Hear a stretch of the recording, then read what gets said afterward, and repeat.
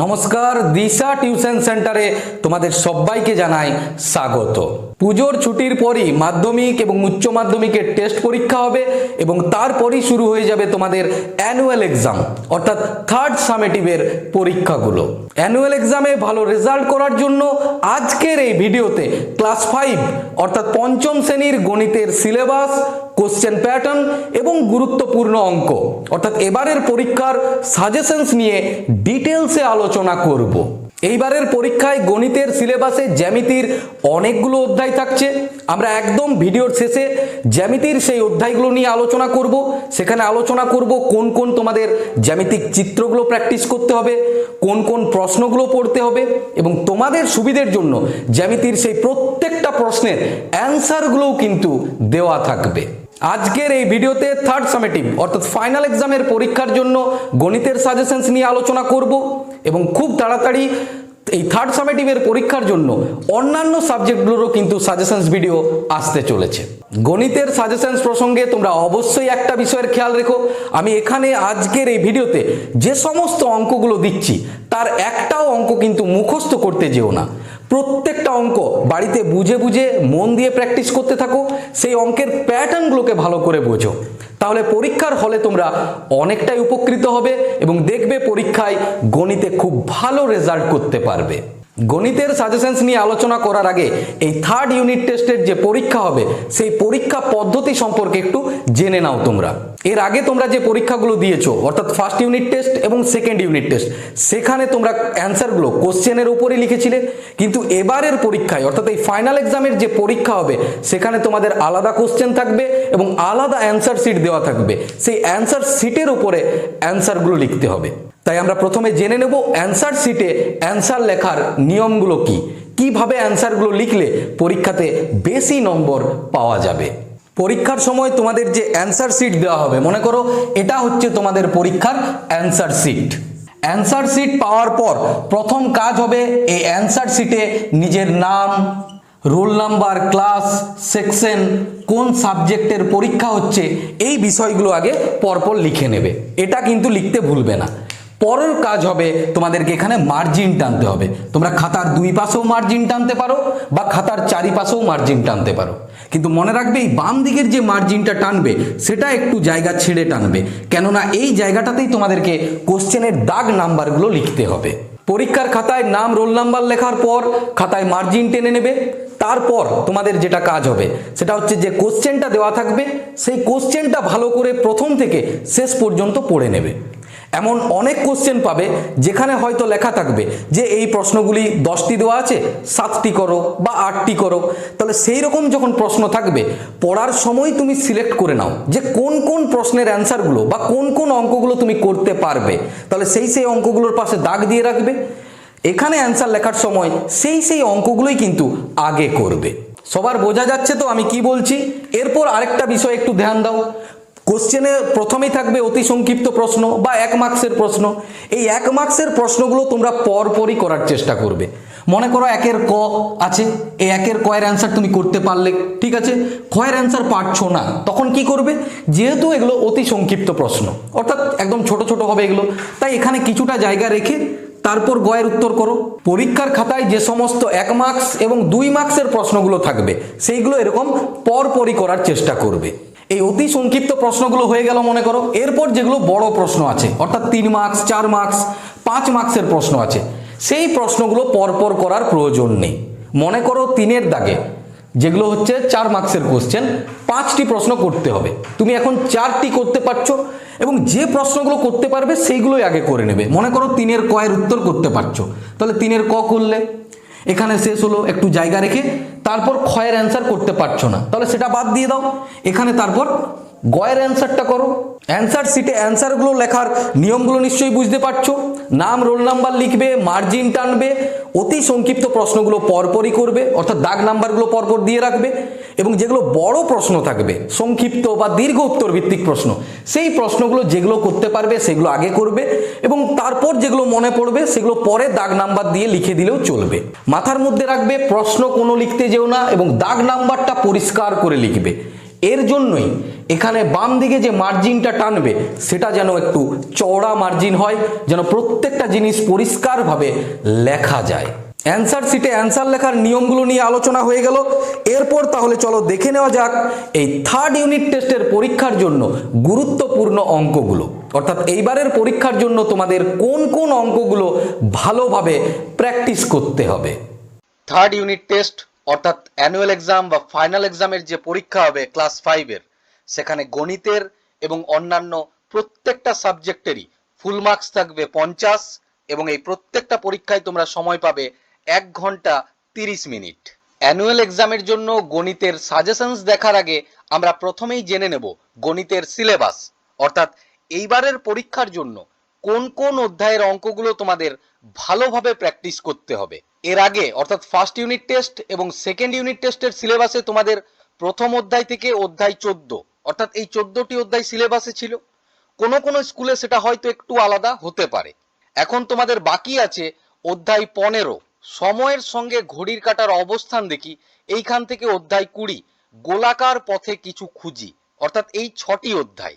Third unit টেস্টের পরীক্ষার জন্য অধ্যায় 15 থেকে অধ্যায় 20, অর্থাৎ এই যে 6টি অধ্যায় আছে এই 6টি অধ্যায় তো থাকবেই। এছাড়া আগের যে 14টি অধ্যায় আছে সেই 14টি অধ্যায়ের হয়তো প্রত্যেকটা অধ্যায়ও থাকতে পারে, আবার কিছু কিছু অধ্যায়ও থাকতে পারে। ব্যাপারটা কি বললাম একটু ভালোভাবে বোঝার চেষ্টা করো। তোমাদের ক্লাস 5-এর সিলেবাসে মোট 20টি অধ্যায় আছে। এই 20টি অধ্যায়ের মধ্যে কিছু কিছু স্কুলে হয়তো 20টি অধ্যায়ই সিলেবাসে থাকবে, আবার কিছু কিছু স্কুলে এই 15 থেকে 20 এই 6টি অধ্যায় থাকবে। এছাড়া আগের 14টি অধ্যায়ের মধ্যে হয়তো কিছু কিছু অধ্যায় থাকতে পারে। এখন তোমাদের স্কুলের সিলেবাসে এই 20টি অধ্যায় থাকবে নাকি কিছু কম অধ্যায় থাকবে, সেটা জানার জন্য তোমরা অবশ্যই তোমাদের স্কুলে গণিতের স্যার বা ম্যাডামের সঙ্গে যোগাযোগ করো। ওনাদের কাছ থেকে জেনে নিও যে কোন কোন অধ্যায়গুলো তোমাদের এইবারের পরীক্ষার জন্য থাকছে। ক্লাস 5-এর গণিতের থার্ড ইউনিট টেস্টের সিলেবাসটা নিশ্চয়ই তোমাদের সবার কাছেই পরিষ্কার হয়েছে। আমি আজকের এই ভিডিওতে এই অধ্যায় 15 থেকে অধ্যায় 20 এই প্রত্যেকটা অধ্যায় নিয়েই আলোচনা করব। এছাড়া আগের যে অধ্যায়গুলো আছে এই অধ্যায়গুলো নিয়ে আমি অলরেডি ফার্স্ট ইউনিট টেস্ট এবং সেকেন্ড ইউনিট টেস্টের যখন সাজেশনস দিয়েছি সেখানে আলোচনা করেছি। তোমরা যারা ফার্স্ট ইউনিট টেস্ট এবং সেকেন্ড ইউনিট টেস্টের সাজেশনস ভিডিওগুলো এখান থেকে দেখেছো তাদের তো সেই অধ্যায়ের অঙ্কগুলো মার্ক করাই আছে। যদি কেউ আগের সাজেশনস গুলো না দেখে থাকো তাহলে সেই সাজেশনস ভিডিও দুটোর লিংক আমি ডেসক্রিপশন বক্সে দিয়ে দেবো। তোমরা অবশ্যই সেখান থেকে এই বাকি যে 14টি অধ্যায় আছে সেই 14টি অধ্যায়ের গুরুত্বপূর্ণ অঙ্কগুলো দাগ দিয়ে নিও। এরপর তাহলে দেখে নেওয়া যাক থার্ড ইউনিট টেস্টের গণিতের নম্বর বিভাজন অর্থাৎ কোশ্চেন প্যাটার্ন, কোন অধ্যায় থেকে কত করে মার্কস থাকবে এবং কি রকমের কোশ্চেন থাকবে। তোমাদের গণিতের সিলেবাসটিকে মোট দুটি ভাগে ভাগ করা আছে, একটা হচ্ছে পাটিগণিত এবং অন্যটা হচ্ছে জ্যামিতি। কোশ্চেনের শুরুতেই থাকবে অতি সংক্ষিপ্ত উত্তরধর্মী প্রশ্ন, অর্থাৎ 1 মার্কসের প্রশ্ন। এই 1 মার্কসের প্রশ্ন 10টি করতে হবে, পাটিগণিতের থেকে 6টি এবং জ্যামিতির থেকে 4টি, অর্থাৎ এখান থেকে পেয়ে যাচ্ছ মোট 10 মার্কস। তারপর থাকবে সংক্ষিপ্ত উত্তরধর্মী অঙ্ক, অর্থাৎ যেগুলো হয় 2 মার্কসের অঙ্ক। পাটিগণিতের 6টি করতে হবে এবং জ্যামিতিতে 4টি করতে হবে, অর্থাৎ এখান থেকেও মোট 10টি প্রশ্ন থাকছে। এখান থেকে তোমরা পেয়ে যাবে 10 2 20 মার্কস। এবং তারপর থাকবে দীর্ঘ উত্তরধর্মী অঙ্ক, অর্থাৎ যে অঙ্কগুলো হবে 4 মার্কসের। পাটিগণিতে 3টি এবং জ্যামিতিতে 2টি, মোট 5টি করতে হবে। এখান থেকে থাকছে 4 5 মোট 20 মার্কস।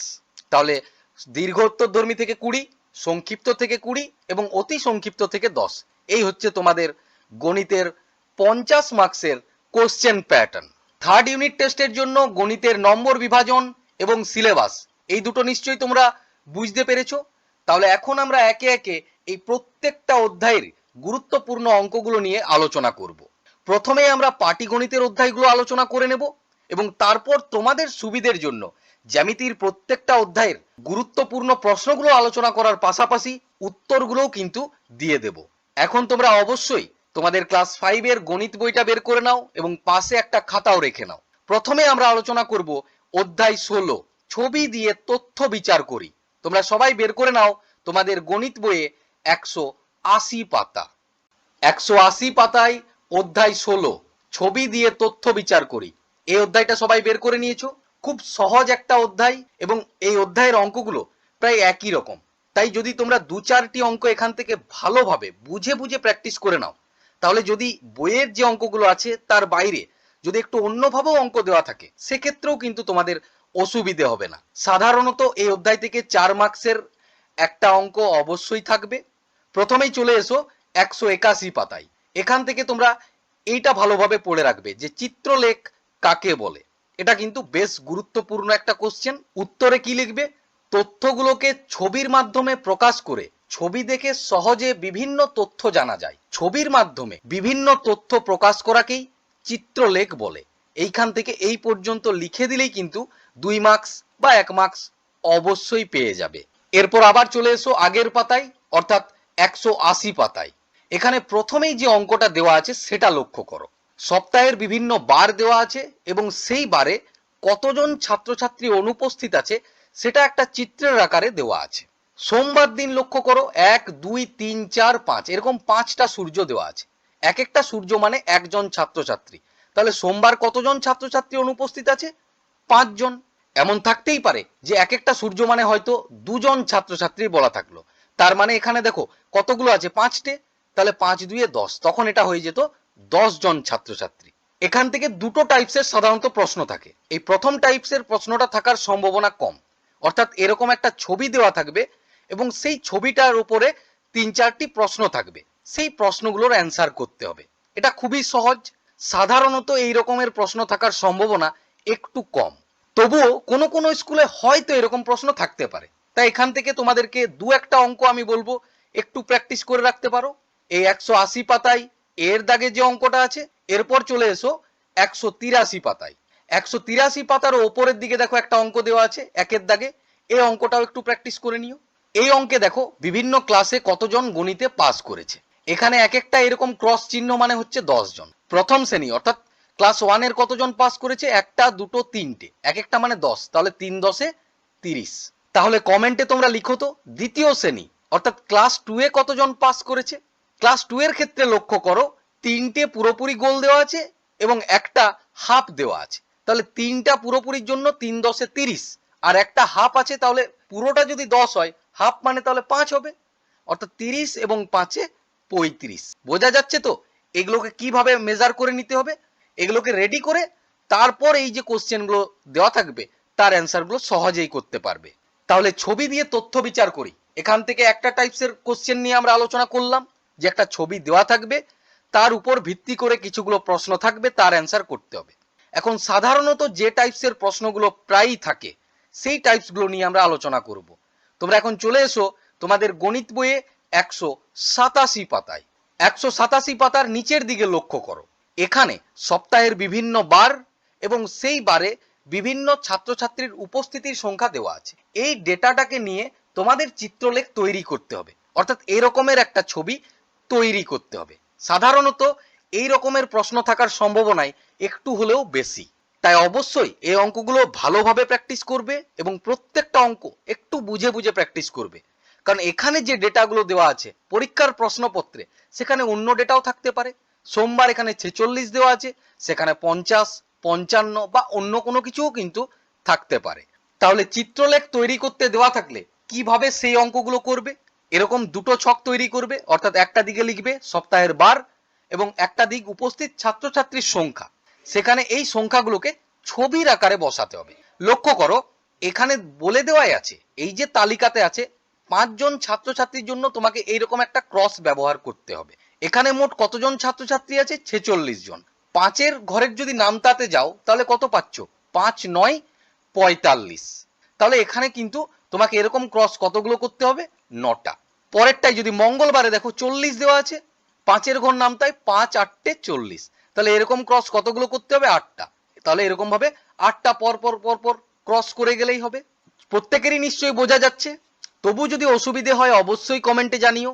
যদি তোমাদের বেশি কমেন্ট থাকে তাহলে সাজেশনসে যে যে অঙ্কগুলো দিচ্ছি সেই প্রত্যেকটা অঙ্ক নিয়ে ডিটেলসে আলোচনা করব, প্রত্যেকটা অঙ্ক করে দেখিয়ে দেব। এখন মার্ক করে নাও কোন কোন অঙ্কগুলো তোমরা প্র্যাকটিস করবে। এই 187 পাতায় এই একের দাগের অঙ্কটা, এটা বেশ গুরুত্বপূর্ণ। এবং পরের পাতায় চলে এসো, অর্থাৎ 188 পাতায় এই 2-এর দাগের অঙ্কটা। ছবি দিয়ে তথ্য বিচার করি থেকে তাহলে মোট 5টি অঙ্কের কথা বললাম, আরো একবার সেই অঙ্কগুলো একটু মিলিয়ে নাও। 181 পাতায় চিত্রলেখ কাকে বলে, 180 পাতায় ওপরের দাগে যে অঙ্কটা আছে, তারপর 183 পাতায় ওপরের দিকে একের দাগের যে অঙ্কটা আছে, এবং এরপর চলে এসো 187 পাতায়। 187 পাতায় একের দাগ এবং 188 পাতার দুইয়ের দাগ। এরপর আমরা আলোচনা করব পাটিগণিতেরই খুব গুরুত্বপূর্ণ একটা অধ্যায়। তোমরা বের করে নাও 195 পাতায় অধ্যায় 18 ঐকিক শব্দের অর্থ খুঁজি, অর্থাৎ ঐকিক নিয়মের অঙ্ক। ঐকিক নিয়মের এই অঙ্কগুলো তোমাদের অবশ্যই ভালোভাবে প্র্যাকটিস করতে হবে, কারণ পরীক্ষাতে এই অধ্যায় থেকে 4 মার্কসের একটা অঙ্ক তো থাকবেই, এমনকি দুটো অঙ্কও থাকতে পারে 4 মার্কসের। এছাড়া একটা অতি সংক্ষিপ্ত প্রশ্ন অর্থাৎ 1 মার্কসের প্রশ্ন, এবং একটা বা দুটো সংক্ষিপ্ত অর্থাৎ 2 মার্কসের প্রশ্নও কিন্তু থাকবে। তাই এই অধ্যায় ভালোভাবে প্র্যাকটিস করা থাকলে অঙ্কে অনেকটাই ভালো নম্বর তুলতে পারবে। তাছাড়া ক্লাস 5 ছাড়াও ক্লাস 6 বা পরবর্তী ক্লাসগুলোতেও ঐকিক নিয়মের অঙ্ক কিন্তু থাকেই। পরীক্ষায় ভালো রেজাল্ট করার জন্য আমি যে অঙ্কগুলো বলছি সেগুলো ভালোভাবে প্র্যাকটিস করো, কিন্তু এই চ্যাপ্টার সম্পর্কে ভালোভাবে ধারণা তৈরি করার জন্য তোমরা অবশ্যই প্রত্যেকটা অঙ্কই কিন্তু বুঝে বুঝে প্র্যাকটিস করতে থাকো। এখন প্রথমেই আমরা দেখে নেব এই অধ্যায় থেকে যে গুরুত্বপূর্ণ 1 মার্কসের অঙ্কগুলো থাকে। আমি তোমাদের এই অঙ্কগুলো বলে দিচ্ছি, খাতার মধ্যে একটু লিখে নাও। লোক সংখ্যা ও সময়ের মধ্যে ড্যাশ সম্পর্ক। লোক সংখ্যা এবং সময়ের মধ্যে অর্থাৎ কি সম্পর্ক সেটা বলতে হবে, সরল নাকি ব্যস্ত। লোক সংখ্যা যদি বাড়ে তাহলে অবশ্যই সময় কমবে, তাই লোক সংখ্যা এবং সময়ের মধ্যে হচ্ছে ব্যস্ত সম্পর্ক। পরের প্রশ্ন, কাজের পরিমাণ বাড়লে সময় ড্যাশ। কাজের পরিমাণ বাড়লে সময় অবশ্যই বাড়বে, তাই এর উত্তর হচ্ছে বাড়বে। যদি বলা থাকে যে এদের মধ্যে সম্পর্ক কি, তাহলে এদের মধ্যে সম্পর্ক হচ্ছে সরল সম্পর্ক। এই দুটো লিখে নিয়েছো।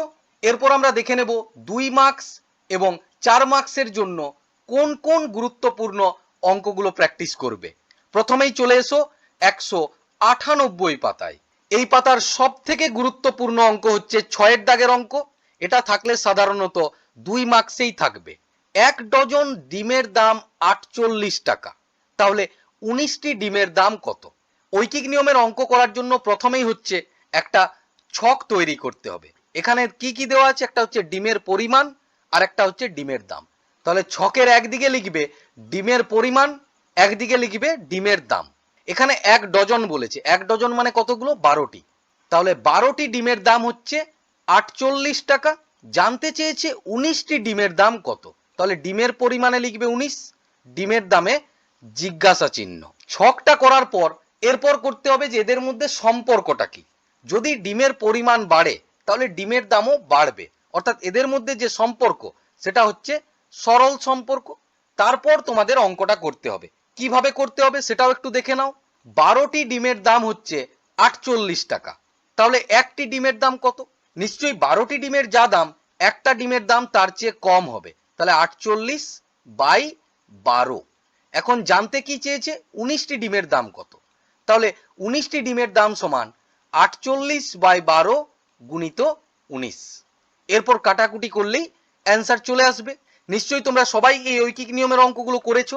যদি তবুও অসুবিধে থাকে অবশ্যই কিন্তু জানাবে, আমি ঐকিক নিয়ম সম্পর্কে একটা ডিটেলস ভিডিও নিয়ে আসবো, যেখানে ডিটেলসে প্রত্যেকটা অঙ্কই আলোচনা করব এবং সাজেশনসের অঙ্কগুলো নিয়েও কিন্তু আলোচনা করব। তাহলে 198 পাতায় এই 6 দাগের অঙ্ক খুব গুরুত্বপূর্ণ। এছাড়া এখান থেকে তোমরা প্র্যাকটিস করবে 5 দাগের অঙ্কটাও, এবং এই 3 দাগের অঙ্কটা একটু দেখে রাখতে পারো। এরপর চলে এসো 200 পাতায়। এই পাতার থেকে তোমরা প্র্যাকটিস করবে 6 দাগ এবং 10 দাগ। এরপর তোমরা বের করে নাও 203 পাতা। 203 পাতার এই অঙ্কগুলো খুব একটা গুরুত্বপূর্ণ নয়, আসার সম্ভাবনা প্রায় নেই বললেই চলে।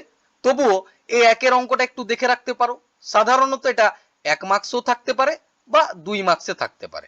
এরপর 204 পাতায় চলে এসো। এই পাতায় উদাহরণের দেখো একটা অঙ্ক দেওয়া আছে, খুব গুরুত্বপূর্ণ অঙ্ক, অবশ্যই এটা ভালোভাবে প্র্যাকটিস করবে। আমাদের পাড়ায় 12 জন লোক 15 দিনে সেচের খালটি পরিষ্কার করেছেন, তাহলে লোক সংখ্যাতে 12, দিন সংখ্যাতে হচ্ছে 15। 20 জন লোক যদি করতেন তবে কত দিনে শেষ করতেন? ছক হয়ে গেল। এরপর হচ্ছে এদের মধ্যে সম্পর্কটা নির্ণয় করতে হবে।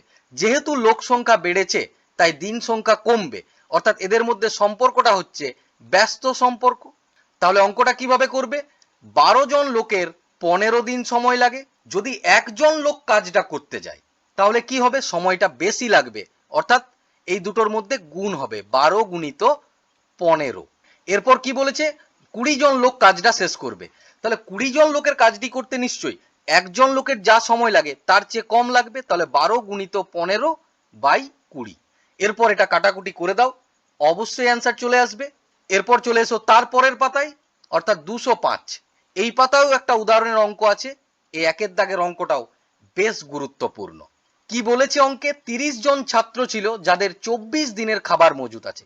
তাহলে 30 জন ছাত্রের 24 দিনের খাবার মজুত আছে, কিন্তু 6 জন নতুন ছাত্র ওই ছাত্রাবাসে থাকতে আসে।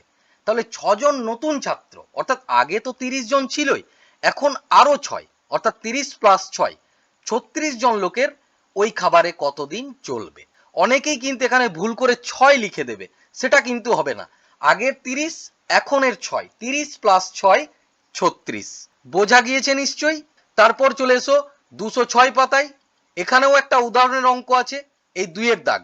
এটা কিন্তু এই বছর পরীক্ষায় থাকার সম্ভাবনা সবচেয়ে বেশি। যেভাবে আগের অঙ্কগুলো বললাম সেইভাবেই এটা করার চেষ্টা করো। তাছাড়া দেখো তোমাদের বইয়ে এটা খুব সুন্দরভাবে করে দেওয়া আছে, এইভাবেই করার চেষ্টা করো। অসুবিধে হলে অবশ্যই কমেন্টে জানিও। আর এই যে অঙ্কগুলো আলোচনা করছি, অর্থাৎ 204 পাতার থেকে, এই অঙ্কগুলো থাকলে সাধারণত পরীক্ষাতে 4 মার্কসেই থাকবে। অর্থাৎ এই অঙ্কটাও, বা এই যে ছাত্রাবাসের অঙ্ক বললাম, বা এই 2 এর দাগের অঙ্ক, এগুলো সবগুলোই হচ্ছে 4 মার্কসের অঙ্ক। এখন চলে এসো 207 পাতায়। এই 207 পাতাতেও যে অঙ্কগুলো আছে এইগুলোও হচ্ছে 4 মার্কসের। এখান থেকে দুটো অঙ্ক অবশ্যই ভালোভাবে প্র্যাকটিস করো।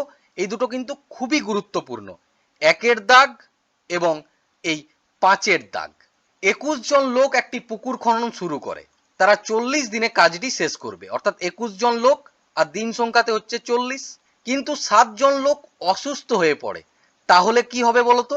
21 মাইনাস 7, অর্থাৎ এখন 7 জন লোক কাজ করবে না। তাহলে কতজন করবে? 15 জন লোক। এই 15 জন লোকের কত সময় লাগবে? তাহলে 207 পাতার থেকে 1 এর দাগ এবং 5 এর দাগ খুবই গুরুত্বপূর্ণ। এছাড়া 3 এর দাগের অঙ্কে একটু চোখ বুলিয়ে রাখতে পারো। এরপর চলে এসো 209 পাতা। এই পাতার প্রথম অঙ্কটা কিন্তু খুবই গুরুত্বপূর্ণ। একটি শিখন ক্যাম্পে 250 জন শিক্ষার্থী গিয়েছে, অর্থাৎ একটা দিকে লিখতে হবে শিক্ষার্থী, এবং তাদের 28 দিনের খাবার মজুত আছে, অর্থাৎ একদিকে হচ্ছে সময়। শিবির চলার 17 দিন পর, এটার মানে কি? শিবির চলার 17 দিন পর, তাহলে 28 দিনের খাবার মজুত ছিল, 17 দিন পর এর মানে হচ্ছে তারা 17 দিন খাবারটা খেয়েছে, এখন 11 দিনের খাবার মজুত আছে। এই সময় কি হয়েছে? 25 জন নতুন শিক্ষার্থী ক্যাম্পে এলো। তাহলে আগে ছিল 250 জন, 250 জন, এবং এখন আরো 25 জন, অর্থাৎ এখন হচ্ছে 275 জন। তাদের এই খাবারে কতদিন চলবে? এর আগের যে অঙ্কগুলো করলে সেখানে দেখলে যে কোনো একটা জায়গায় চেঞ্জ হচ্ছে, এখানে একটা চেঞ্জ হয়েছে এবং ওপরে একটা চেঞ্জ হয়েছে, দুটো। তাহলে এই চেঞ্জগুলো একটু ভালোভাবে মনে রাখবে, এবং এই ধরনের যে অঙ্কগুলোতে চেঞ্জ হচ্ছে সেই অঙ্কগুলো থাকার সম্ভাবনা কিন্তু সবচেয়ে বেশি। তাহলে এই 209 পাতায় 1 এর দাগের অঙ্ক অবশ্যই ভালোভাবে প্র্যাকটিস করবে, খুব গুরুত্বপূর্ণ। 3 এর দাগও গুরুত্বপূর্ণ, এবং 2 এর দাগও কিন্তু আসার সম্ভাবনা আছে। 1 এর দাগ এবং 3 এর দাগ এই দুটো হচ্ছে 4 মার্কসের অঙ্ক, কিন্তু 2 এর দাগ যদি থাকে তাহলে সাধারণত 2 মার্কসেই থাকবে। এরপর চলে এসো 212 পাতায়। 212 পাতায় যে অঙ্কগুলো আছে সেই অঙ্কগুলো লক্ষ্য করো। এর আগের যে ঐকিক নিয়মের অঙ্কগুলো করেছো সেখানে দুটো বিষয়ের উপর দেওয়া আছে, এখানে কিন্তু 3টি বিষয়ের উপর দেওয়া আছে। তাই এই অঙ্কগুলো আরো ভালোভাবে প্র্যাকটিস করতে হবে, নাহলে কিন্তু পরীক্ষার সময় ভুল হওয়ার একটা সম্ভাবনা থাকবে। দুটো ঐকিক নিয়মগুলো অনেকটাই সহজ, কিন্তু তিনটির ঐকিক নিয়মগুলো যদি ভালোভাবে প্র্যাকটিস করা না থাকে তাহলে কিন্তু পরীক্ষার হলে অসুবিধে হবে। এই 212 পাতার 2 এর দাগ খুবই গুরুত্বপূর্ণ, এবং এই বছর বেশিরভাগ স্কুলের কোশ্চেনেই দেখবে এই 2 এর দাগের অঙ্ক কিন্তু থাকবেই। তাহলে এই অঙ্কগুলো কিভাবে করবে? এখানেও প্রথম কাজ ছক রেডি করা। 5 জন লোক 8 ঘন্টা কাজ করে 9 দিনে, তাহলে 3 জন লোক 4 ঘন্টা করে কাজ করলে কত দিনে কাজটি শেষ করবেন? ছক রেডি হওয়ার পর কাজ হচ্ছে এদের মধ্যে সম্পর্ক নির্ণয়। এখানে কি করতে হবে? একবার লোক সংখ্যার সঙ্গে এই সময়ের সম্পর্ক নির্ণয় করতে হবে, আরেকবার এই যে প্রতিদিনের কাজ আছে এর সঙ্গেও সময়ের সম্পর্কটা নির্ণয় করতে হবে, অর্থাৎ দুবার সম্পর্ক নির্ণয় করতে হবে। তারপর দেখো তোমাদের বইয়ে যেভাবে করা আছে এইভাবেই অঙ্কটাকে করার চেষ্টা করো। তোমাদের মধ্য থেকে অনেকেই আছো যারা এই ঐকিক নিয়মের অঙ্কগুলো অলরেডি করে ফেলেছো। যদি কারো না করা থাকে, দেখো এখানে খুব সুন্দরভাবে করে দেওয়া আছে, এইভাবেই করার চেষ্টা করো, বুঝে বুঝে একটু করার চেষ্টা করো। তা সত্ত্বেও যদি অসুবিধে হয় অবশ্যই কিন্তু কমেন্টে জানিও। এরপর চলে এসো 213 পাতায়। এই পাতার থেকে সব থেকে গুরুত্বপূর্ণ যে অঙ্কটা অবশ্যই তোমাদের ভালোভাবে প্র্যাকটিস করতে হবে, সেটা হচ্ছে এই 4-এর দাগ। এছাড়া এই 2-এর দাগের অঙ্কটাও কিন্তু বেশ গুরুত্বপূর্ণ।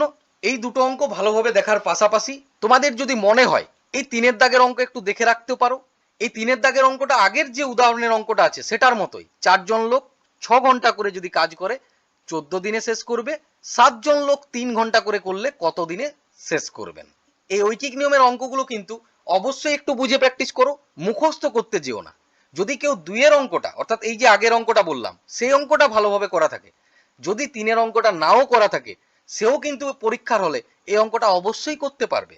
তাই অবশ্যই স্টেপগুলোকে বোঝার চেষ্টা করো যে কোন স্টেপের পর কোন স্টেপ হবে, কিভাবে অঙ্কগুলো করতে হবে। তাহলে বোঝা গিয়েছে নিশ্চয়ই। এখন 3rd ইউনিট টেস্টের সিলেবাসে, অর্থাৎ যে অধ্যায়গুলো আমাদের সাজেশন দেওয়া বাকি ছিল, সেখানে পাটিগণিতের এই দুটো অধ্যায়ই ছিল, সেই দুটো অধ্যায় আমরা আলোচনা করে নিলাম। এছাড়া পাটিগণিতের বাকি যে অধ্যায়গুলো আছে সেগুলো অলরেডি 1st ইউনিট টেস্ট এবং 2nd ইউনিট টেস্টের সাজেশনস ভিডিওতে আলোচনা করা আছে। যারা এর আগের সাজেশনস ভিডিওগুলো দেখোনি তারা অবশ্যই সেখান থেকে মার্ক করে নিও। তাহলে এরপর আমরা আলোচনা করব যে অধ্যায়গুলো, সেগুলো হচ্ছে তোমাদের জ্যামিতির অধ্যায়। জ্যামিতির প্রত্যেকটা অধ্যায় থেকেই যে প্রশ্নগুলো আসার সম্ভাবনা আছে, অর্থাৎ যেগুলো গুরুত্বপূর্ণ প্রশ্ন, আমি সেগুলো বই থেকে আর বলছি না, খাতার মধ্যেই তোমাদেরকে দিয়ে দিচ্ছি। এবং অবশ্যই তোমাদের সুবিধের জন্য প্রত্যেকটা প্রশ্নের অ্যান্সারগুলো কিন্তু দেওয়া থাকবে। তাই অবশ্যই তোমরা খাতার মধ্যে প্রত্যেকটা অধ্যায়েরই প্রশ্ন এবং উত্তরগুলো লিখে নাও। প্রথমে আলোচনা করব জ্যামিতির অধ্যায় 14, এমন কিছু আঁকি যা খুব কম জায়গা নেবে। এই অধ্যায়টা তোমাদের এর আগে, অর্থাৎ 2nd ইউনিট টেস্টের সিলেবাসে ছিল। 2nd ইউনিট টেস্টের সাজেশনস দেওয়ার সময় আমি এই অধ্যায়টা আলোচনা করেছিলাম, কিন্তু ফাইনাল পরীক্ষাতে সেই প্রশ্নগুলোর আসার সম্ভাবনা নেই, অন্য প্রশ্ন আসার সম্ভাবনা আছে। তার জন্যই এই অধ্যায়টা নিয়ে আমি আবারও আলোচনা করছি। তাই তোমরা যখন এর আগের দুটো সাজেশনস ভিডিও দেখবে, সেখানে অধ্যায় 1 থেকে 13 পর্যন্তই গুরুত্বপূর্ণ অঙ্কগুলো দেখবে। এই অধ্যায় 14 থেকে যে অঙ্কগুলো দেওয়া আছে, অর্থাৎ যে প্রশ্নগুলো দেওয়া আছে, সেটা ওখান থেকে দেখবে না। এখানে যে প্রশ্নগুলো আলোচনা করছি সেই প্রশ্নগুলো পড়বে। অধ্যায় 14, এমন কিছু আঁকি যা খুব কম জায়গা নেবে। এখান থেকে প্রথমেই 2, 3 বা 4 মার্কসের গুরুত্বপূর্ণ প্রশ্নগুলো লিখে নাও। প্রথম প্রশ্ন, পেন্সিল ও স্কেলের সাহায্যে 10.7 সেমি দৈর্ঘ্যের একটি সরল রেখাংশ অঙ্কন করো এবং সেই সরল রেখাংশটির নামকরণ করো। তাহলে কিভাবে সরল রেখাংশ অঙ্কন করতে হবে? প্রথম কাজ হচ্ছে স্কেলটাকে ভালোভাবে বসিয়ে নেবে, তার 0-তে একটা পয়েন্ট করবে এবং 10.7-এ একটা পয়েন্ট করবে। তারপর পেন্সিলের সাহায্যে এই পয়েন্ট দুটোকে যোগ করে দিও। এই পয়েন্ট দুটো যোগ করার পর এই দুটোতে নাম দাও এবি এবং নিচে লিখে দাও এবি সমান 10.7 সেমি। অবশ্যই মাথার মধ্যে রাখবে এটা অন্য কোনো মাপও দেওয়া থাকতে পারে, 10.7-এর জায়গায় 11 থাকতে পারে, 9.5 সেমি থাকতে পারে। পরের প্রশ্ন, চিত্র সহ সংজ্ঞা লেখো। সমান্তরাল সরল রেখা এবং সমবিন্দু সরল রেখা।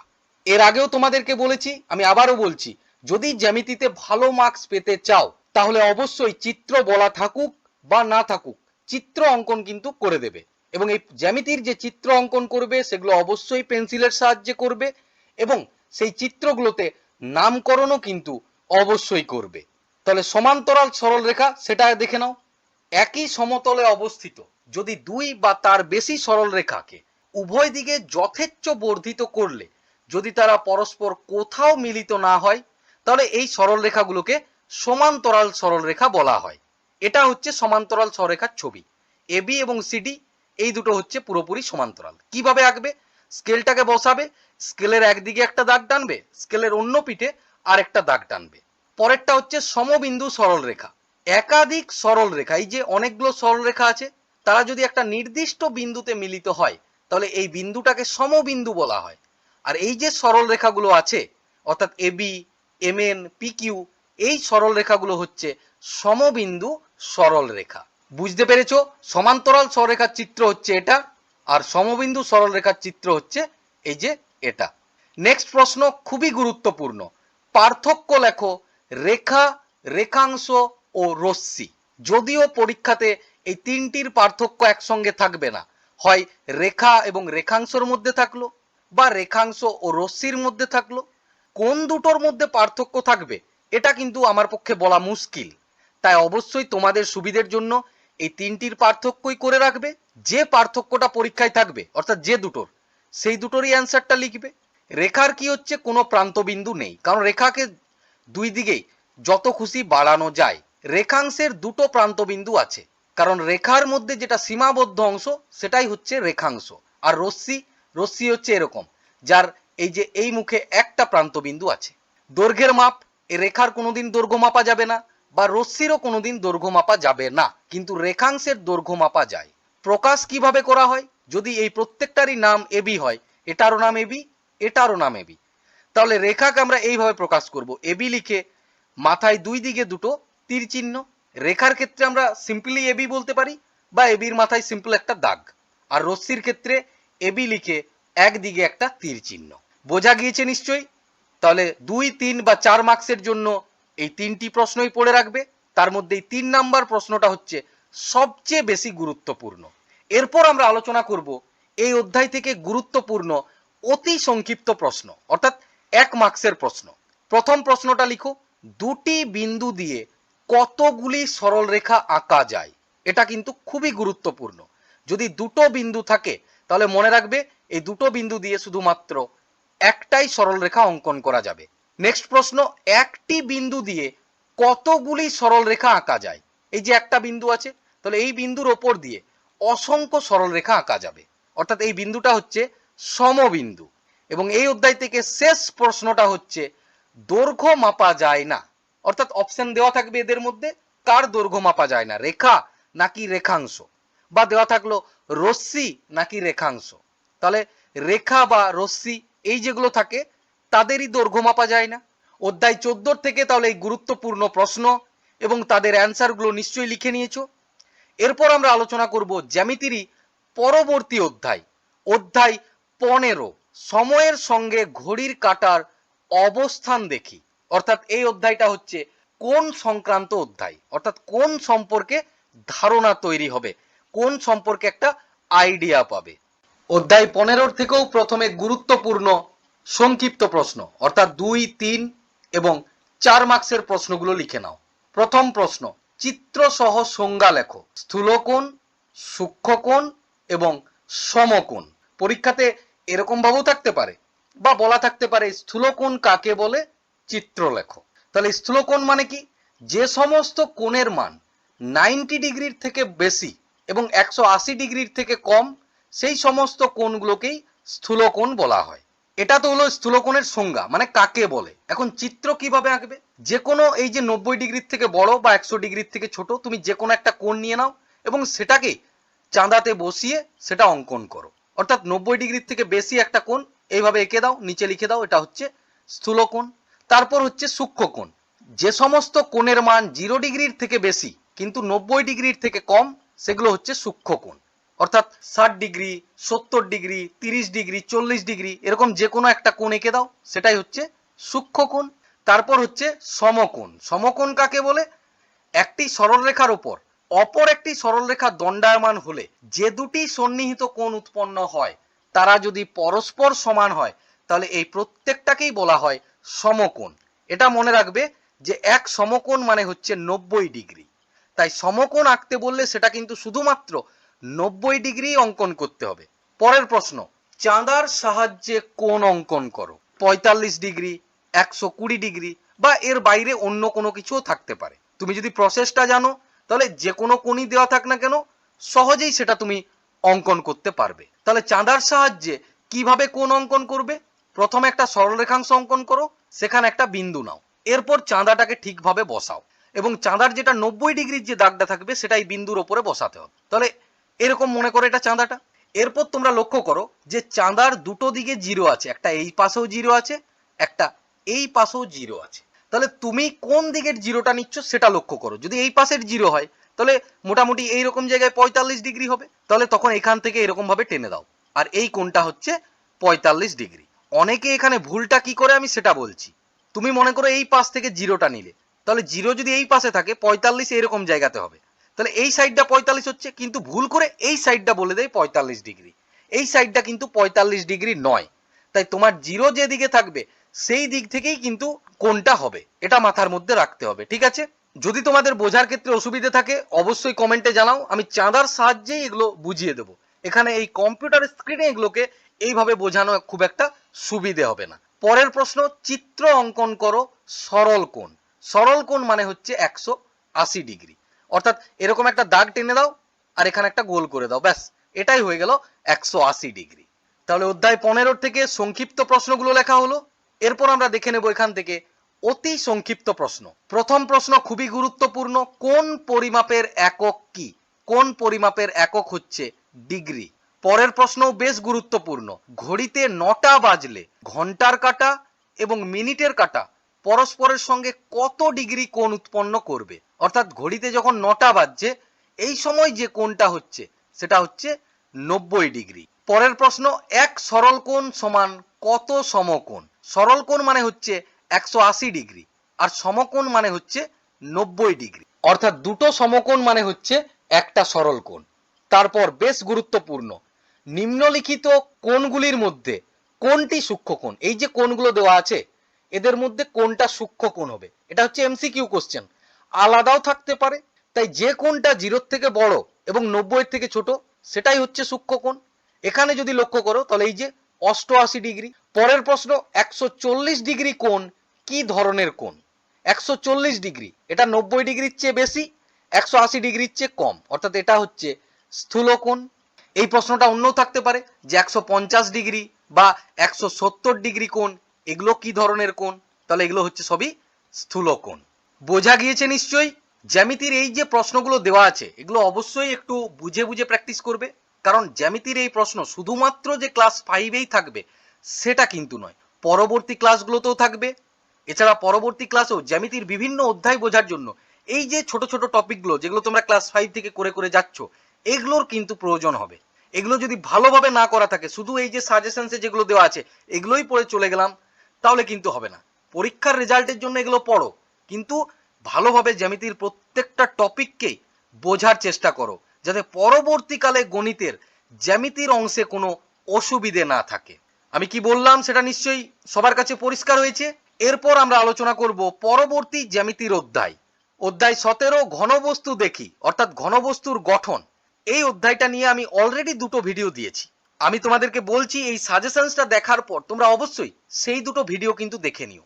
সেই দুটো ভিডিও যদি মন দিয়ে দেখে নাও, আমি তোমাদেরকে এইটুকু নিশ্চিত করতে পারি ঘনবস্তু সংক্রান্ত যেমনই প্রশ্ন থাক না কেন তোমাদের কোথাও অসুবিধে হবে না। সেই ভিডিওগুলোতে আমি প্র্যাকটিক্যালি বিভিন্ন উদাহরণের সাহায্যে বোঝানোর চেষ্টা করেছি প্রত্যেকটা টপিককে। তাই একবার যদি তোমরা দেখে নাও প্রত্যেকটা জিনিস মাথার মধ্যে এমন ভাবে থেকে যাবে যে সেগুলো কোনোদিনই কিন্তু আর ভুলবে না।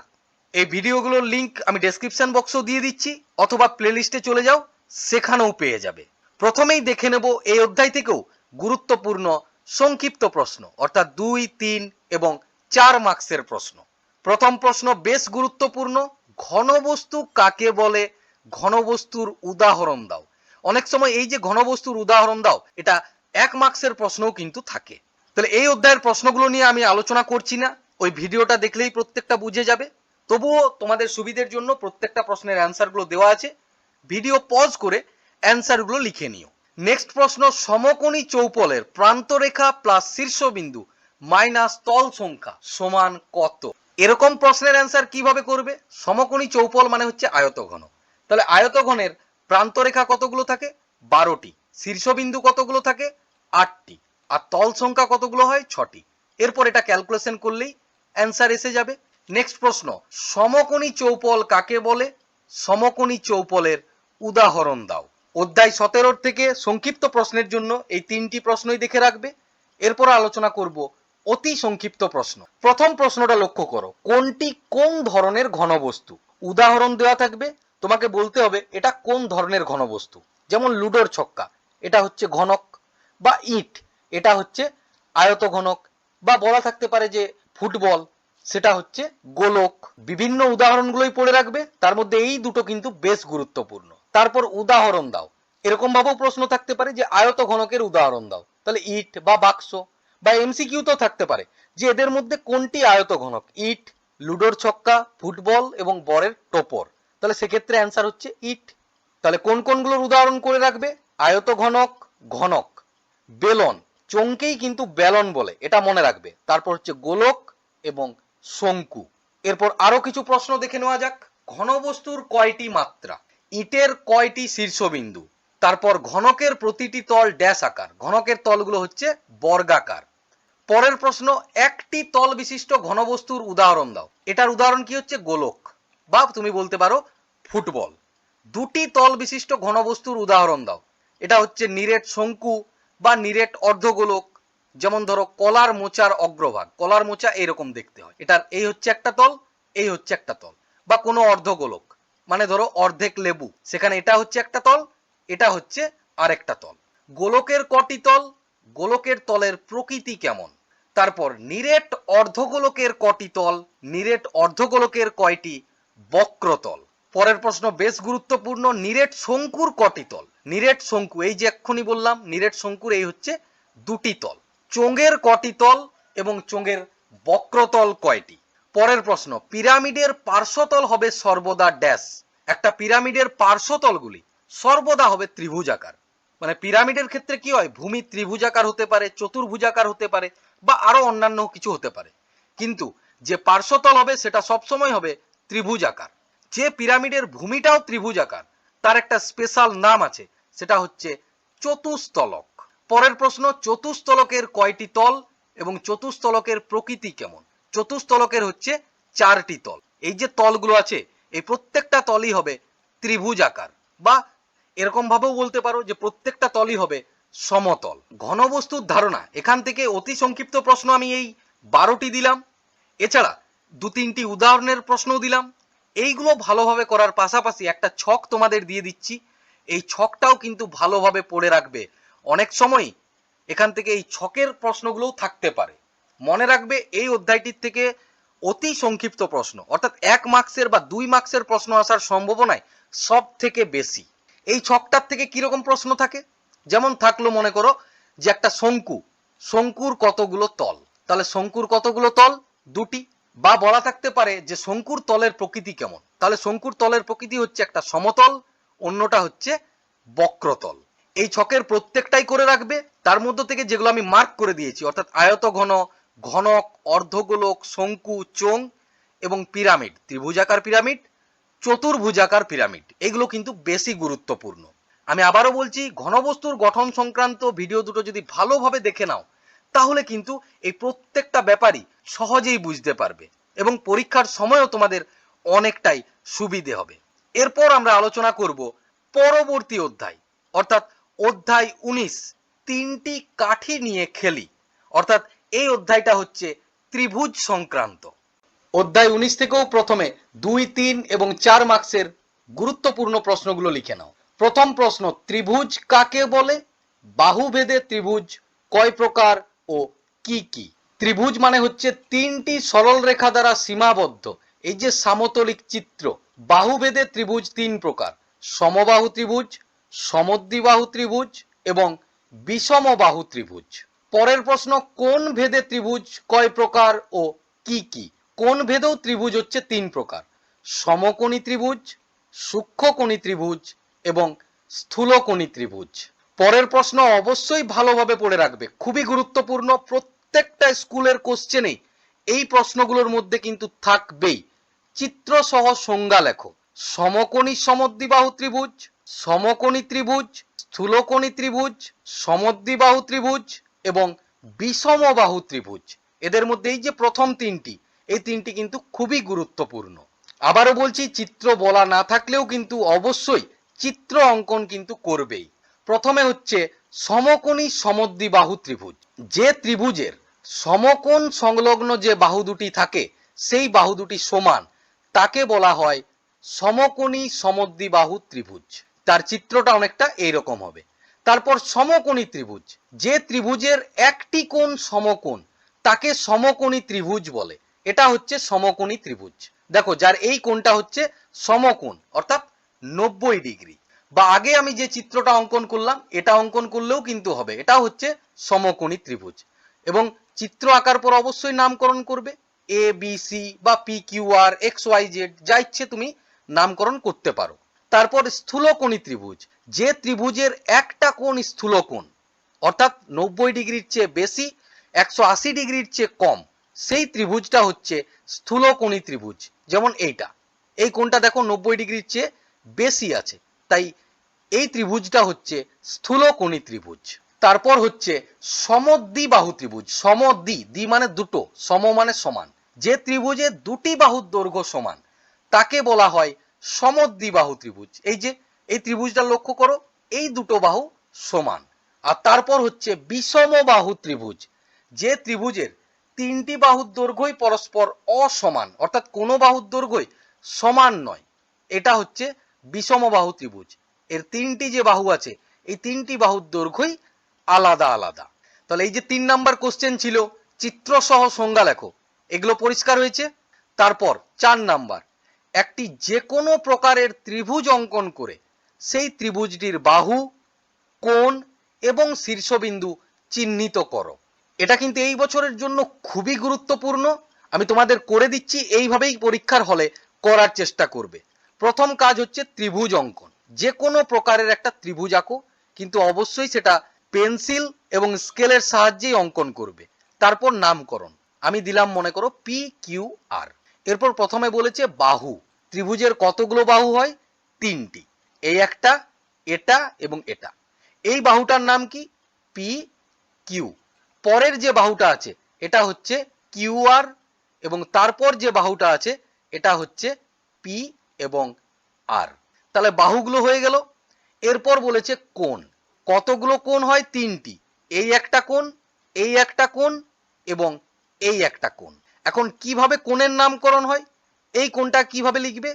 কোণ কিউ পি আর, এইভাবে কোণ কিউ পি আর, অর্থাৎ যে কোণটা থাকছে সেটা সবসময় মাঝে থাকবে।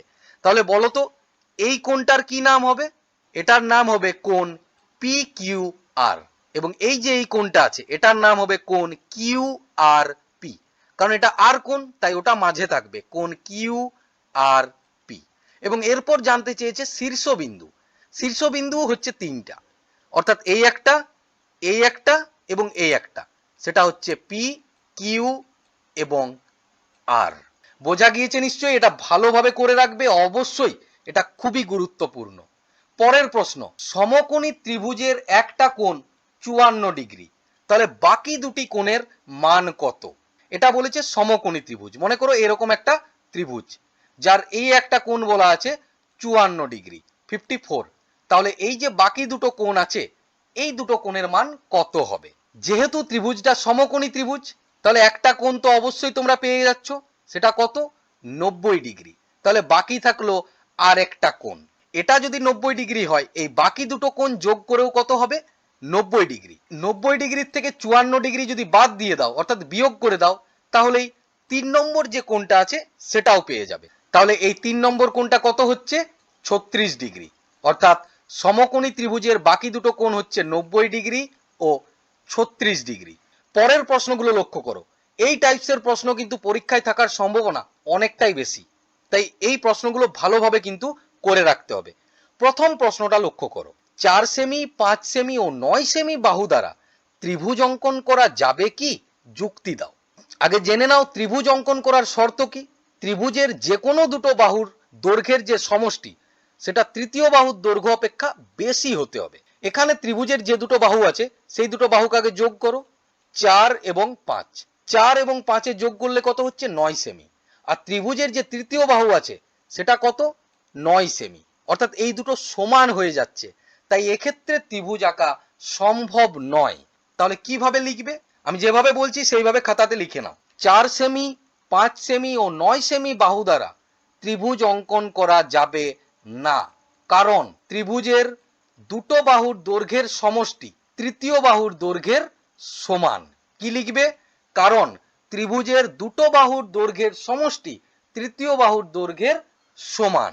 এরপর পরের প্রশ্নটা লক্ষ্য করো, 5 সেমি 2 সেমি এবং 6 সেমি বাহু দ্বারা ত্রিভুজ অঙ্কন করা যাবে কি, যুক্তি দাও। তাহলে এক্ষেত্রে এই দুটো বাহু 5 এবং 2, এই দুটো যোগ করলে কত হচ্ছে 7, যেটা তৃতীয় যে বাহুটা আছে সেটা কত 6, এর চেয়ে কিন্তু এটা বড়, তাহলে এক্ষেত্রে ত্রিভুজ অঙ্কন করা যাবে। তাহলে কিভাবে লিখতে হবে, 5 সেমি 2 সেমি ও 6 সেমি বাহু দ্বারা ত্রিভুজ অঙ্কন করা যাবে, কারণ ত্রিভুজের দুটি বাহুর দৈর্ঘ্যের সমষ্টি তৃতীয় বাহুর দৈর্ঘ্য অপেক্ষা বেশি। সবারই নিশ্চয়ই এই প্রশ্নগুলো বোঝা গিয়েছে। এটা আরেকটা থাকতে পারে যে এই বাহুটাকে বড় বলে দিল, মনে করো এটাকে 8 সেমি বলা থাকলো, 5 2 এবং 8, তাহলে সেক্ষেত্রে 7-এর চেয়ে এটা কি হচ্ছে বড় হয়ে যাচ্ছে, তাহলে আঁকা সম্ভব না। তাহলে কি লিখবো, ত্রিভুজের দুটো বাহুর দৈর্ঘ্যের সমষ্টি তৃতীয় বাহুর দৈর্ঘ্য অপেক্ষা কম, তার জন্য ত্রিভুজ আঁকা সম্ভব নয়। তাহলে ত্রিভুজের অধ্যায় থেকে 2, 3 এবং 4 মার্কসের জন্য এই 7টি প্রশ্ন অবশ্যই ভালোভাবে পড়ে রাখবে। এছাড়া এই প্রশ্নটা একটু দেখে রাখতে পারো, অতিভুজ কাকে বলে। যে কোনো সমকোণী ত্রিভুজের এই যে সমকোণের যে বিপরীত বাহুটা আছে, এই বাহুকেই বলা হয় অতিভুজ।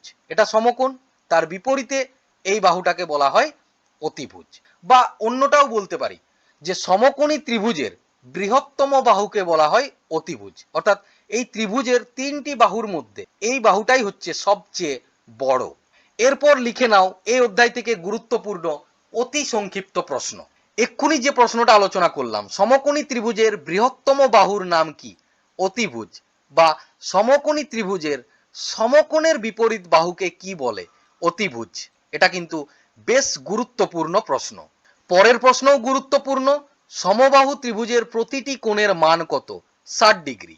ত্রিভুজের 3টি কোণের সমষ্টি কত, এটা একটু ঠিক করে লিখে নাও। ত্রিভুজের 3টি কোণের সমষ্টি কত, ত্রিভুজের 3টি কোণের সমষ্টি হচ্ছে 180 ডিগ্রি। এবং এখান থেকে শেষ প্রশ্নটা হচ্ছে সমকোণী সমদ্বিবাহু ত্রিভুজের 3টি কোণের মান কত, এটা হচ্ছে 90 ডিগ্রি এবং এই বাকি দুটো হচ্ছে 45 ডিগ্রি। অধ্যায় 19 3টি কাঠি নিয়ে খেলি, এখান থেকে গুরুত্বপূর্ণ প্রশ্ন অনেকগুলোই আছে, তোমরা প্রত্যেকটা প্রশ্নই ভালোভাবে পড়বে। এরপর আমরা আলোচনা করব তোমাদের এই 3rd ইউনিট টেস্ট বা 3rd সামেটিভ টেস্টের পরীক্ষার জন্য শেষ অধ্যায়, অধ্যায় 20, গোলাকার পথে কিছু খুঁজি। এটা হচ্ছে বৃত্ত সংক্রান্ত অধ্যায়। এখান থেকেও প্রথমে লিখে নাও 2, 3 এবং 4 মার্কসের গুরুত্বপূর্ণ প্রশ্ন। প্রথম প্রশ্নটা অবশ্যই ভালোভাবে পড়ে রাখবে, বেশিরভাগ স্কুলের কোশ্চেনে তোমরা অবশ্যই এই প্রশ্নটা পাবেই। 4.7 সেমি ব্যাসার্ধের একটা বৃত্ত অঙ্কন করে বৃত্তটির কেন্দ্র, যে বৃত্তচাপ, ব্যাস, ব্যাসার্ধ চিহ্নিত করো। এবং এখানে এই যে ব্যাসার্ধর মাপ দেওয়া আছে, এটা অন্য কিছুও কিন্তু থাকতে পারে। তাহলে যে ব্যাসার্ধর মাপটা দেওয়া আছে সেটা আগে স্কেলের সাহায্যে নিয়ে নাও। এরপর এখানে পেন্সিল কম্পাসটা বসাও, তারপর একটা বিন্দু দাও, সেই বিন্দুকে কেন্দ্র করে একটা বৃত্ত অঙ্কন করো। তাহলে যে বিন্দুটাকে কেন্দ্র করে বৃত্ত অঙ্কন করলে সেটা হচ্ছে কেন্দ্র। তাহলে সেখানে কিভাবে লিখবে, কেন্দ্র সেটা হচ্ছে ও। তারপর ব্যাস, ব্যাস হচ্ছে এই যে বিসি। ব্যাসার্ধ, ব্যাসার্ধ তুমি বলতে পারো ওসি বা ও এ। তারপর হচ্ছে যে কোনো একটা দাগ অঙ্কন করো নিচে, সেটা বা ওপরেও তুমি অঙ্কন করতে পারো। তাহলে এই যে ইএফ, এটা হচ্ছে বৃত্তটির যে। তারপর বলেছে বৃত্তচাপ, যে কোনো একটা অংশকে নিয়ে নাও, এ বি বা এসি। বৃত্তচাপ লেখার সময় অবশ্যই এভাবে লিখবে, এ বি, ওপর একটা এইভাবে একটা ক্রস দাগ দেবে।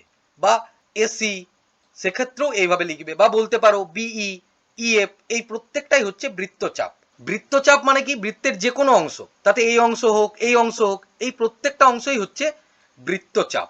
এই প্রশ্নটা কিন্তু খুবই গুরুত্বপূর্ণ, তাই অবশ্যই ভালোভাবে বোঝার চেষ্টা করো। অসুবিধে হলে অবশ্যই কমেন্টে জানিও। এখানে আরেকটা বিষয় একটু মাথার মধ্যে রাখবে, এই প্রশ্নে দেওয়া আছে 4.7 সেমি ব্যাসার্ধের বৃত্ত। অনেক সময় ব্যাসার্ধ না বলে বলা থাকলো যে 6 সেমি ব্যাসের একটা বৃত্ত অঙ্কন করো। তাহলে 6 সেমি যদি ব্যাস থাকে, সেক্ষেত্রে আগে ব্যাসটাকে 2 দিয়ে ভাগ করে ব্যাসার্ধে করে নিতে হবে। যদি ব্যাস 6 সেমি হয়, ব্যাসার্ধ কত হবে, 3 সেমি। কারণ বৃত্ত অঙ্কন করতে গেলে এই যে বৃত্তটা অঙ্কন করছে, এটা ব্যাসার্ধর মাপে বৃত্ত অঙ্কন করা হয়, ব্যাসের মাপে নয়। তাই ব্যাসার্ধ দেওয়া থাকলে সেই মাপে অঙ্কন করবে। যদি ব্যাস দেওয়া থাকে তাহলে সেক্ষেত্রে আগে ব্যাসার্ধ বের করে নাও, তারপর সেই মাপে বৃত্তটাকে অঙ্কন করবে। বোঝা গিয়েছে নিশ্চয়ই। পরের প্রশ্ন, সমকেন্দ্রিক বৃত্ত কাকে বলে? সমকেন্দ্রিক বৃত্তের চিত্র অঙ্কন করো। তাহলে সমকেন্দ্রিক বৃত্ত এর মানে কি? যে সমস্ত বৃত্তের কেন্দ্র একটাই কিন্তু তাদের ব্যাসার্ধ ভিন্ন। এই বৃত্তটার দেখো ব্যাসার্ধ এইটুকু, পরেরটার লক্ষ্য করো ব্যাসার্ধ এটা, তার পরেরটার লক্ষ্য করো ব্যাসার্ধ এটা, তাহলে এটাই হচ্ছে সমকেন্দ্রিক বৃত্ত। পরের প্রশ্ন, ব্যাসার্ধ কাকে বলে? কেন্দ্র থেকে বৃত্তের যে কোনো বিন্দু পর্যন্ত অঙ্কিত সরল রেখাংশ। এটা যদি বৃত্তের কেন্দ্র হয়, এই কেন্দ্র থেকে যে কোনো বিন্দু পর্যন্ত সরল রেখাংশ, তাতে এটা বলো, এটা বলো বা এটা বলো, এই প্রত্যেকটা সরল রেখাংশকেই বলা হয় ব্যাসার্ধ। এরপর লিখে নাও এখান থেকে গুরুত্বপূর্ণ 1 মার্কসের প্রশ্ন, বৃত্তের বৃহত্তম জ্যায়ের নাম কি? বৃত্তের যেটা বৃহত্তম জ্যা সেটা হচ্ছে ব্যাস। পরের প্রশ্ন, বৃত্তের যে কোনো অংশকেই ড্যাশ বলে। বৃত্তের যে কোনো অংশই হচ্ছে বৃত্তচাপ। তারপর বৃত্তের ব্যাসার্ধ 5 সেমি, বৃত্তের বৃহত্তম জ্যায়ের মান কত? বৃত্তের বৃহত্তম জ্যা মানে কি? ব্যাস। প্রশ্নটা এইভাবে থাকতে পারে, বৃত্তের ব্যাসার্ধ 5 সেমি, তাহলে বৃত্তটির ব্যাসের দৈর্ঘ্য কত? বৃত্তের বৃহত্তম জ্যা মানেই হচ্ছে ব্যাস। বৃত্তের ব্যাস মানে কি হচ্ছে? ব্যাসার্ধের দ্বিগুণ।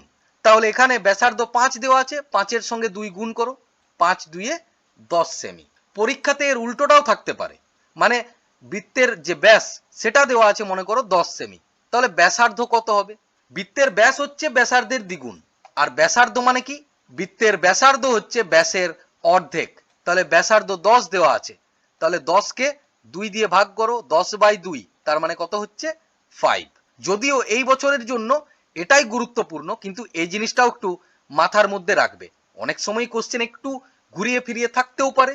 তোমাদের অ্যানুয়াল এক্সামের জন্য শেষ গুরুত্বপূর্ণ প্রশ্নটা লিখে নাও, বৃত্তের ব্যাস ব্যাসার্ধের কত গুণ? বৃত্তের ব্যাস ব্যাসার্ধের দ্বিগুণ। প্রত্যেকটা অধ্যায় থেকেই যে সমস্ত প্রশ্নগুলো দিলাম সেগুলো এবং তার উত্তরগুলো তোমরা অবশ্যই লিখে নিয়েছো। প্রত্যেকটা অ্যান্সার নিয়েও আমি আলোচনা করেছি। তারপরও যদি তোমাদের বোঝার অসুবিধে থাকে অবশ্যই কিন্তু কমেন্টে জানিও। জ্যামিতি ভালোভাবে বুঝতেই হবে ক্লাস 5-এ ভালো নম্বর পাওয়ার জন্য, এছাড়া পরবর্তী ক্লাসে জ্যামিতি ভালোভাবে বোঝার জন্যও। এই ছিল তোমাদের ফাইনাল এক্সামের জন্য গুরুত্বপূর্ণ অঙ্ক, জ্যামিতিক প্রশ্ন এবং জ্যামিতিক চিত্রগুলো। আজকের এই ভিডিওতে যে সমস্ত অধ্যায়গুলো আলোচনা করিনি সেই সমস্ত অধ্যায়গুলো তোমরা এই দুটো ভিডিওতে অর্থাৎ ফার্স্ট ইউনিট টেস্ট এবং সেকেন্ড ইউনিট টেস্টের সাজেশনস ভিডিওতেই পেয়ে যাবে। তার লিঙ্ক আমি এই ভিডিওর ডেসক্রিপশন বক্সেও দিয়ে দেবো, অথবা তোমরা চলে যাও প্লেলিস্টে, সেখানেও পেয়ে যাবে।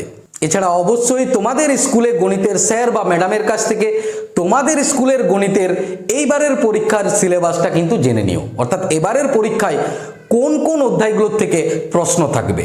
যে অধ্যায়গুলো থাকবে শুধুমাত্র সেই অধ্যায়ের অঙ্কগুলোই দেখে রাখবে এবং সেই অধ্যায়ের অঙ্কগুলোই প্র্যাকটিস করতে থাকবে। আজকের এই ভিডিওতে এবং আগের দুটো সাজেশনস ভিডিওতে, অর্থাৎ এই 3টি ভিডিওতে তোমরা সম্পূর্ণ সিলেবাসের সাজেশনস পেয়ে যাবে। এই 3টি ভিডিওতে যে সমস্ত অঙ্কগুলো নিয়ে আলোচনা করেছি এই প্রত্যেকটি অঙ্ক বাড়িতে ভালোভাবে বুঝে বুঝে মন দিয়ে প্র্যাকটিস করতে থাকো। যদি কোনো অঙ্ক করার ক্ষেত্রে বোঝার ক্ষেত্রে তোমাদের অসুবিধে হয় তাহলে অবশ্যই এখানে কমেন্ট বক্সে কমেন্ট করো, অথবা নিচে এই যে হোয়াটসঅ্যাপ নাম্বারটা দেওয়া আছে এই নাম্বারেও তোমরা আমায় মেসেজ করতে পারো। এছাড়া তোমরা তো জানোই প্রত্যেকটা স্কুলের এই ইউনিট টেস্টের কোশ্চেনগুলো আলাদা আলাদা হয়, তাই অবশ্যই আমার দেওয়া সাজেশনসের বাইরে তোমাদের স্কুলে যে সমস্ত অঙ্কগুলো করানো হবে সেইগুলোও বাড়িতে ভালোভাবে মন দিয়ে প্র্যাকটিস করে রাখবে। আজকের এই ভিডিওতে তোমাদের থার্ড সামেটিভের পরীক্ষার জন্য গণিতের সাজেশনস নিয়ে আলোচনা করলাম। খুব তাড়াতাড়ি তোমাদের অ্যানুয়াল এক্সামের জন্য অন্যান্য সাবজেক্টগুলোরও সাজেশনস ভিডিও আসতে চলেছে। কোনো সাজেশনস ভিডিও যাতে তোমাদের মিস না হয়ে যায়, আপলোড হওয়ার সাথে সাথে তোমার ফোনে নোটিফিকেশন পৌঁছে যায়, এর জন্য তোমরা চাইলে চ্যানেলটিকে সাবস্ক্রাইব করে নিয়ে পাশে থাকা বেল আইকনে ক্লিক করে দিও। যদি আজকের এই ভিডিও ভালো লেগেছে, এই চ্যানেল থেকে এরকম আরও ভিডিও পেতে চাও, তাহলে চ্যানেলটিকে লাইক করে রাখতে পারো এবং এই প্রত্যেকটা সাজেশনস ভিডিও তোমার বন্ধুদের সঙ্গেও কিন্তু শেয়ার করে নিও। আজ তাহলে এই পর্যন্তই, তোমাদের সঙ্গে দেখা হবে খুব তাড়াতাড়ি অন্য একটা ভিডিওতে। সবাই সুস্থ থেকো, ভালো থেকো এবং বাড়িতে মন দিয়ে পড়াশোনা করতে থাকো।